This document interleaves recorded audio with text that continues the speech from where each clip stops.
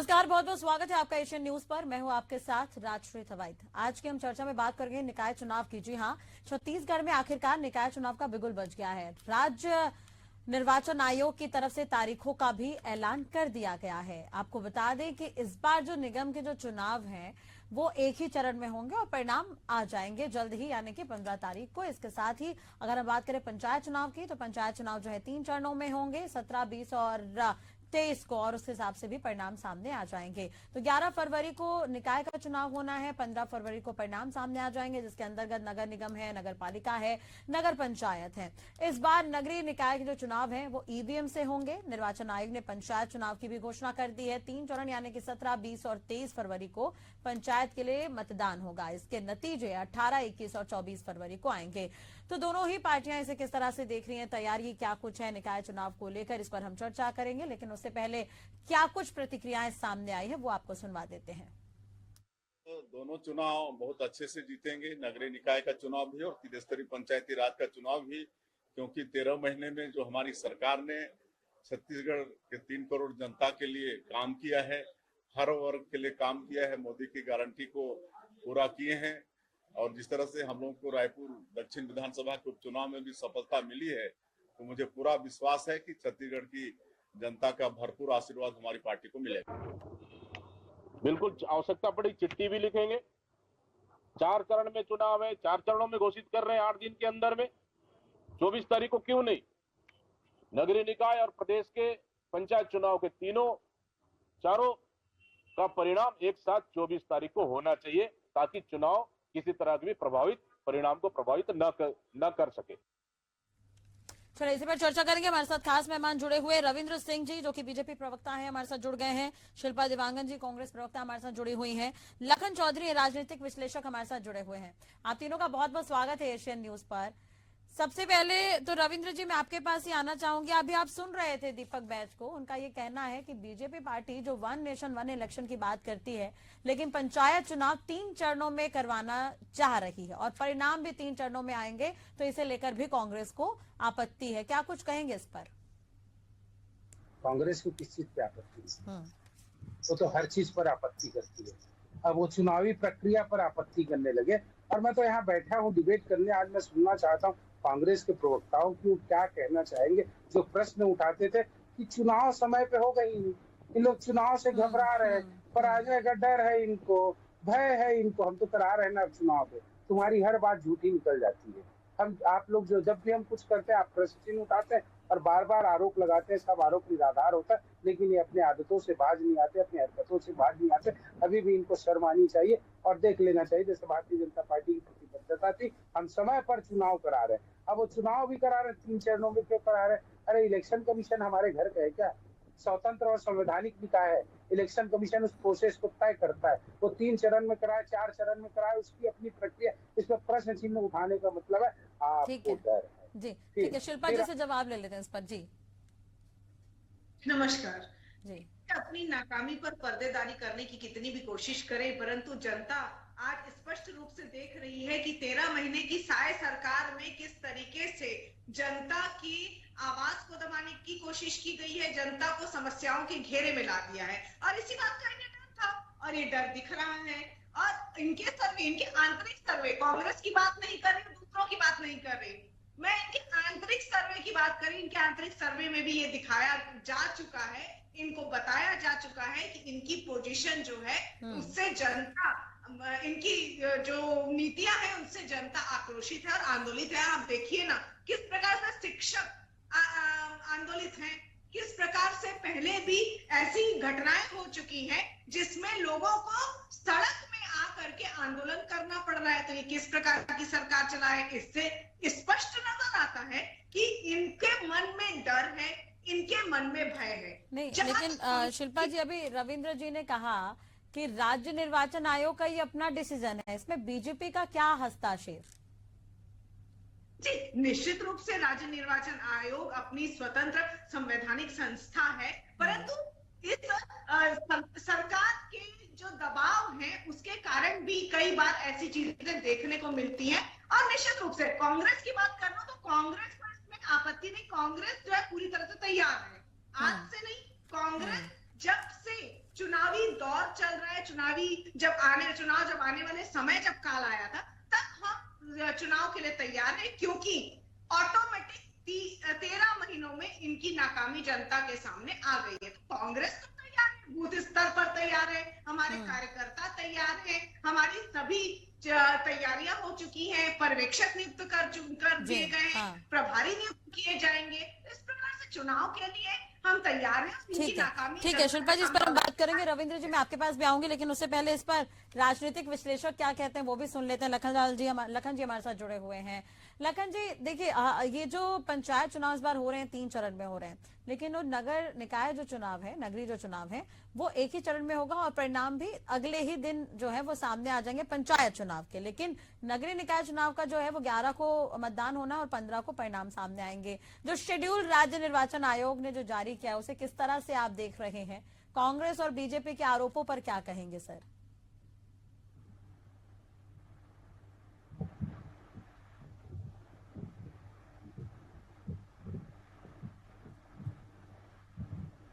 जी लखन जी, माफ कीजिएगा, आपकी आवाज नहीं मिल पा रही है, दोबारा आपसे मैं सर जुड़ूंगी। रविंद्र जी काउंटर करना चाह रहे थे शिल्पा जी को, क्या कुछ कह रहे हैं सुन लेते हैं पहले।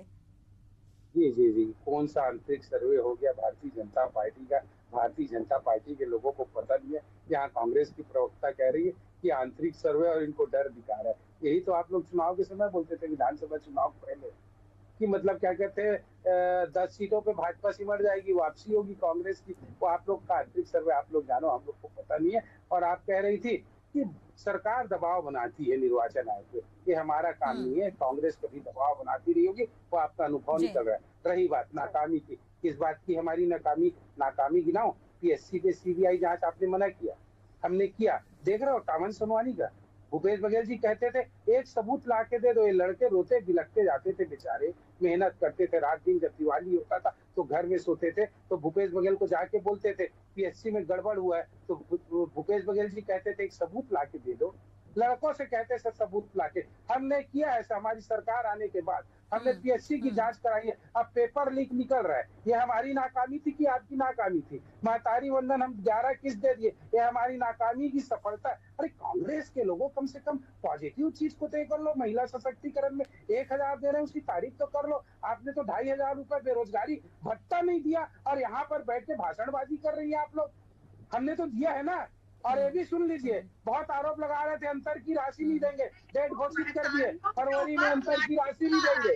फिर भी आप लोग का चिल्ल कौन रहेगा? इसीलिए कांग्रेस में बर्बादी की ओर है, इसीलिए अपने पतन की राह पे है कि आप पॉजिटिव चीज को भी नहीं लेना चाहते। और भारतीय जनता पार्टी ना पॉजिटिव। रविंद्र जी, इसमें मेरा एक सवाल ये भी, पार्षदों के अगर हम चुनाव की बात करें तो कांग्रेस का पलड़ा भारी रहा है, तो इस बार बीजेपी की क्या तैयारी है इसे लेकर? पिछले चुनाव पर अगर हम नजर डालें तो इस पर मैं आपसे लूंगी जवाब, लेकिन लखन जी आप तक मेरी आवाज पहुंच रही हो तो जवाब पूरा करिए आप।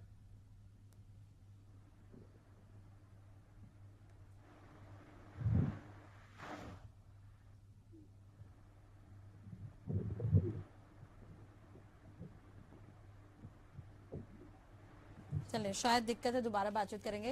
रविंद्र जी, मेरा ये सवाल, पार्षद चुनाव में कांग्रेस का पलड़ा भारी रहा है, पिछले परिणामों पर अगर हम नजर डालें तो बीजेपी की क्या तैयारी है इस बार? शिल्पा जी, सबसे बड़ी बात है नगरीय चुनाव स्थानीय निकाय होता है, निश्चित रूप से सरकार का उपलब्धियों का भरोसा रहता है। और सबसे बड़ी बात है कहीं कहीं इसका लाभ भी मिलता है। पिछली बार इन्होंने जो छल झूठ फरेब की राजनीति किए थे, भूपेश बघेल जी ने कहा था जिनके पास जमीन नहीं है उसको जमीन देंगे, जिसके पास क्या कहते 2500 रुपए देंगे, वो बरगला के वो जीत गए थे। और वो सरकार थी इसलिए जीत गए थे। मैं फिर कह रहा हूँ, हमारी नीतियां, हमारी विचारधारा, हम जनता के बीच जो काम कर रहे हैं, बहुत ज्यादा फायदा मिलने वाला है। और ये जितना जीते थे ना पिछली बार अपने उसमें, ये 25% में भी आ जाए तो मैं शिल्पा जी को मेरी चुनौती। हाँ शिल्पा जी,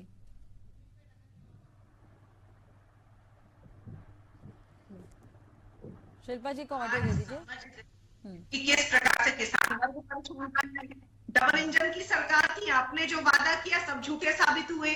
आपने कहा था जिस प्रकार से राशियां आवंटन करने की बात हो, बारदाना आवंटन करने की बात हो, सभी झूठे धरातल स्तर पर रहे।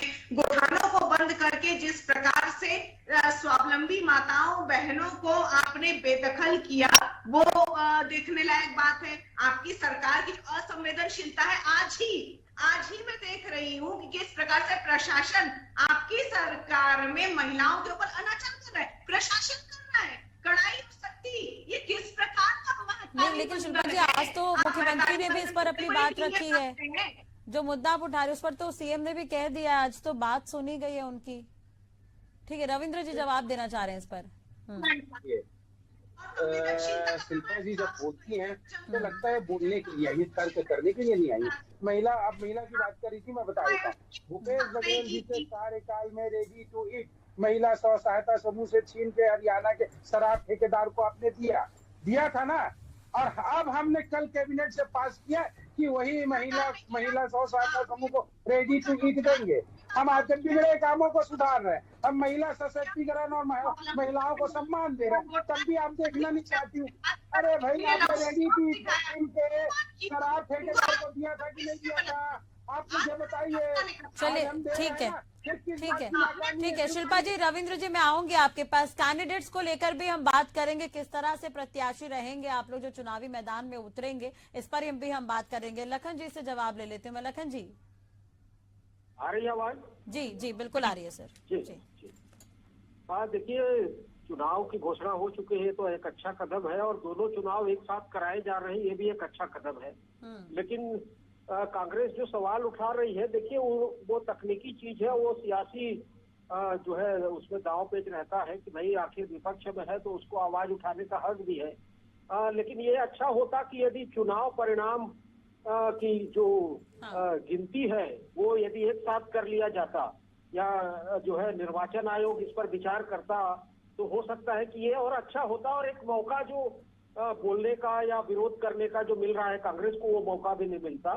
लेकिन चूंकि देखिए अब चुनाव दोनों नगरीय निकाय और पंचायत के अलग अलग चुनाव हैं, तो इसलिए जो है इस पर बहुत ज्यादा जो है हम लोग कह नहीं सकते, क्योंकि ये निर्वाचन आयोग की अपनी व्यवस्था है और अपना निर्णय है। लेकिन ठीक है कि इस चुनाव में जो है एक साथ एक तो हो रहे हैं पंचायत चुनाव, नगरीय निकाय चुनाव, ये एक अच्छा कदम है। बिल्कुल। लखन जी एक चीज और है, आप पंचायत चुनाव पर अगर नजर डालें तो अगर 17 तारीख को मतदान है तो उसके परिणाम 18 को ही आ जाएंगे। तो यहाँ पर मुझे लगता है कि जो परिणाम होंगे उसमें स्पष्टता ज्यादा होगी। हाँ बिल्कुल, देखिए इसको ये किया जा सकता था कि एक साथ जो है उसकी गिनती, और अभी तक मेरे ख्याल से एक साथ गिनती होती रही है। 3 चरणों के चुनाव जैसे हो जाते हैं। कांग्रेस के समय तो बैलेट पेपर पे चुनाव हुआ था जी। हाँ, तो पंचायत चुनाव तो अभी भी बैलेट पेपर पे हो रहा है। बिल्कुल, पंचायत चुनाव बैलेट पेपर पे। हाँ, पंचायत चुनाव और नगरीय निकाय का चुनाव जो है ईवीएम से हो रहा है जी। तो देखिए निर्वाचन आयोग को मुझे लगता है कि इसमें अब चूंकि पुनर्विचार करेगी नहीं करेगी वो उनका कार्यक्षेत्र है।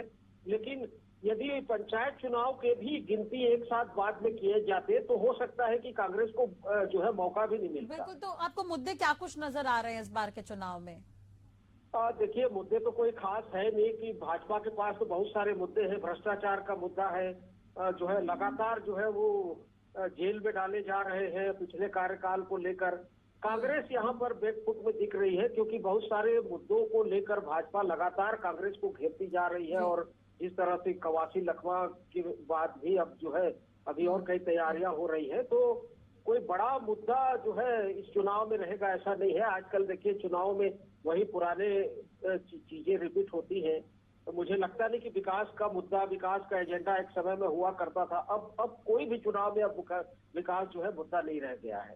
तो चुनाव इसी तरह होंगे, आरोप प्रत्यारोप चलेगा एक दूसरे के ऊपर, और जो है चुनाव इसी तरह निकल जाएंगे, क्योंकि समय भी बहुत कम दिया है इस बार। देखिए समय जो है वो बहुत कम दिया है। इसको लेकर भी मुझे लगता है कुछ लोग चर्चा कर रहे थे कि इतने कम समय में नगरीय निकाय चुनाव के लिए खासकर बहुत कम समय जो मिला है, तो इसमें भी इनके लिए दिक्कत हो सकती है कि प्रत्याशियों के चयन में जो है तो थोड़ा सा इसको लेकर भी शायद विरोध होने वाला है, ऐसा कुछ सुनने को आ रहा है।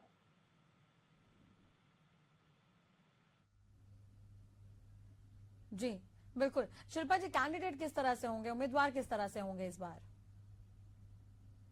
कांग्रेस का हर कार्यकर्ता कर्मठ होता है और मेहनती होता है। जमीनी स्तर पर जो समस्याएं हैं उनसे जुड़ा हुआ रहता है। मुद्दों की आप बात कर रहे थे, तो मेरे हिसाब से तो नगरीय निकाय और पंचायत चुनाव में स्थानीय मुद्दे कारगर होते हैं। जो प्रत्याशी स्थानीय लोगों के साथ मेल जोल करके अपना व्यवहार बना के चलते हैं, पब्लिक उनको पसंद करती है, जनता उनको पसंद करती है। और कांग्रेस के हर कार्यकर्ता, हर प्रत्याशी जो है इसी प्रकार से जमीनी स्तर से जुड़े हुए प्रत्याशी होंगे। विनिएबिलिटी के हिसाब से जो सबसे परफेक्ट प्रत्याशी होंगे उन्हें ही कांग्रेस चुनेगी, प्रत्याशी बनाएगी। और निश्चित रूप से जिनकी जीतने की संभावना ज्यादा होती है, कांग्रेस उन पर ही अपने आगे की बात रखेगी। ठीक है रविंद्र जी, यही सवाल मैं आपसे भी करना चाहूंगी, किस तरह से कैंडिडेट आप लोग चूज करेंगे? और इस बार तो महिला आरक्षित भी काफी सीटें हैं, तो किस तरह से फोकस रहेगा? जी, सबसे बड़ी बात है हमारे यहाँ तो प्रत्याशी चयन की प्रक्रिया प्रारंभ हो गई है। मैं खुद 2 वार्डों में गया था जहाँ पे चल रहा है। हम 3 नाम बुला रहे हैं, फिर वो जिला से जाएगा और तय करेंगे, लेकिन निश्चित करना योग्यतम से योग्यतम प्रत्याशी भारतीय जनता पार्टी का होगा। ना कोई मतभेद होगा, ना कोई मनभेद होगा। अब भारतीय जनता पार्टी तो नित नए प्रयोग करती है, नए नए लोगों को अवसर देती है। ऐसा नहीं है कांग्रेस की तरह तो प्राचीन पद्धति में चले। हम नए प्रक्रिया में नए प्रयोग करते हैं, नए लोगों को अवसर देते हैं और एक कार्यकर्ता का चुनाव निश्चित रूप से एकदम क्रांतिकारी भी हम देंगे और योग्यतम से योग्य लोगों को देंगे। ठीक है शिल्पा जी, बीजेपी तो दावा कर रही है कि इस बार तो बड़े अंतराल से जीत होगी। देखिए, जनता आज स्पष्ट रूप से समझ गई है कि इनके कार्य करने के जो तरीके हैं उसमें कथनी और करनी में अंतर होता है। इन्होंने बड़े बड़े लोक लुभावन वादे किए थे, परंतु धरातल स्तर पर सभी जो वादे हैं वो फेल नजर आते हैं, वादा खिलाफी, और जनता ठगा सा महसूस करे। चाहे वो पिछड़ा वर्ग की बात आज मैं सुन रही थी, पिछड़ा वर्ग को आरक्षण देने की बात जो हुई थी वो भी बात जुमला निकल गई। हमारे पिछड़ा वर्ग के भाई बहन कह रहे थे कि एक अध्यादेश ला करके उसे बोला गया था, उनको आश्वासन दिया गया था, बड़ी बड़ी बातें की गई थी, परंतु वो भी जुमला निकल गया। तो इनकी हर बातें वादा खिलाफी, हर बातें जुमला साबित हो रही है। तो जनता जमीनी स्तर पर ये चीज को भुगत रही है। तो प्रदेश की जनता अच्छी तरह से समझ गई है और इसीलिए मैं चाहती हूँ कि जनता का विश्वास जो है कांग्रेस पर रहेगा। और कांग्रेस में जिस प्रकार से भूपेश बघेल जी की सरकार में तो विधानसभा चुनाव में आप लोग क्यों नहीं सफल हो पाए? फिर नहीं, विधानसभा चुनाव में जो हार मिली, क्या उसका नुकसान इस बार के निकाय चुनाव में हो सकता है शिल्पा जी? देखिए, चुनावों में हार जीत लगी रहती है, परंतु आज स्पष्ट चित्र जनता के सामने है कि किस प्रकार से कांग्रेस की सरकारें जनता को रोजगार देने और स्वावलंबी बनाने, आत्मनिर्भर बनाने के लिए कार्य करती, महिलाओं को आगे बढ़ाने। बिल्कुल रविंद्र जी, अभी भी कई तरह के मुद्दे चल रहे हैं। बीएड शिक्षकों में काफी नाराजगी है कि क्या ये तमाम मुद्दे जो इफेक्ट कर सकते हैं बीजेपी को इस बार के निकाय चुनाव में? आपके प्रश्न के लिए आपको धन्यवाद देता हूँ। जी, बीएड शिक्षकों में नाराजगी, ये जो जितने लोग जो बीएड के हैं ना, उनका पाप कांग्रेस के भूपेश बघेल में है। उनको पता था पहले बीएड मतलब 5वीं से पहले, बीएड मतलब 5वीं से ऊपर और डीएड मतलब इसको, उनको नियुक्ति क्यों दिया इन्होंने? नियम तो बना तो हुआ इसमें था उनकी क्या? ठीक है, आप अगर सरकार का अगर प्रश्न का धन्यवाद देते हुए मैं बहुत अच्छी बात कह रहा हूँ। इनको पता था कि राहुल गांधी को बुला के ना नियुक्ति पत्र दे रहे थे, और कोई भारतीय जनता पार्टी का निर्णय नहीं है, हाई कोर्ट और माननीय उच्चतम न्यायालय का निर्णय। पहले इनको चुप कराइए भाई। ये तो फिर ऐसे में उनकी क्या गलती है? बिल्कुल गलती किनकी है? कांग्रेस की गलती थी। और आज विष्णुदेव शाह जी ने कहा कि इस कांग्रेस के पाप को भी हम देखें, और जो लोग वंचित हो रहे हैं माननीय उच्चतम न्यायालय के आदेश के बावजूद ना, फिर भी हम इनके लिए समायोजन और संशोधन की प्रक्रिया करेंगे। ये कम बड़ी बात है कि हम न्यायालय के आदेश के बावजूद इन बच्चों के साथ जो भूपेश बघेल ने अत्याचार किया, जो राजनीति करने के लिए राहुल गांधी से नियुक्ति पत्र दिलवा रहे थे, जिनको पता था कि बीएड की क्वालिफिकेशन क्या है। चलिए ठीक है, आप लोगों के दावे हैं। लखन जी से भी मैं आखिरी सवाल लेती हूँ। लखन जी, क्या होता है कि सरकार बदलती रहती है हर 5 सालों में, जैसे कि बीजेपी की थी, फिर कांग्रेस आई और अभी फिर से बीजेपी की सरकार है, तो काफी बदलाव होते हैं, उसका नुकसान जो है कहीं ना कहीं आम जनता को भी भुगतना पड़ जाता है। उदाहरण आपके सामने है। बिल्कुल, देखिए सरकारें बदलती हैं और ये मुद्दा होना ही नहीं चाहिए कि भाई पिछली सरकार का निर्णय, ये तो सरकार का निर्णय होता है।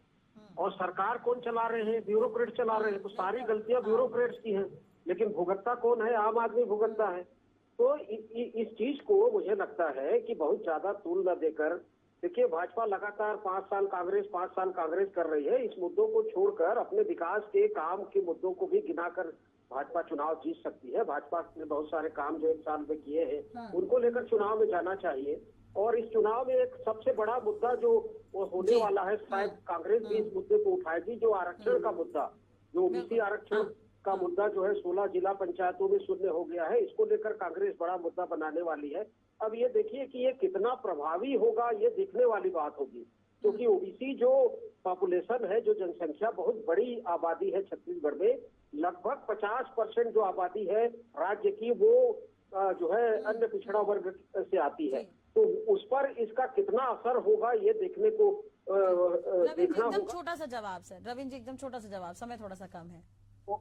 ओबीसी आरक्षण पे हम नहीं कर रहे हैं, सुप्रीम कोर्ट ने जैसा निर्देश दिया उसकी तरह कर रहे हैं। तो अपनी वही तो से लखन जी ने भी तरह कहा कि जो ज्वाइनिंग्स होती हैं वो तो ब्यूरोक्रेसी के अंतर्गत आता है, वो सरकार के अंतर्गत नहीं आता, प्रशासनिक सेवा है ये, इंटरव्यूज होते हैं, परीक्षाएं होती हैं, उसके हिसाब से ज्वाइनिंग होती है।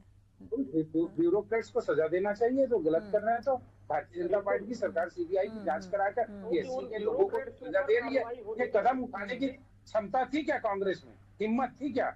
ब्यूरोक्रेट्स कर रहा था, ब्यूरोक्रेट्स से जरूर सजा चलिए मिलेगी। अभी तो आप लेकिन लोगों के पास समय है रविंद्र जी, जो भी अगर लूपहोल्स मिलेंगे तो आप लोगों से ही उम्मीद की जाएगी, क्योंकि आप लोग सत्ता में बैठे हैं। खैर, आप दोनों ही पार्टियों को अग्रिम शुभकामनाएं। चुनाव के लिए तारीख तो आज आ गई है।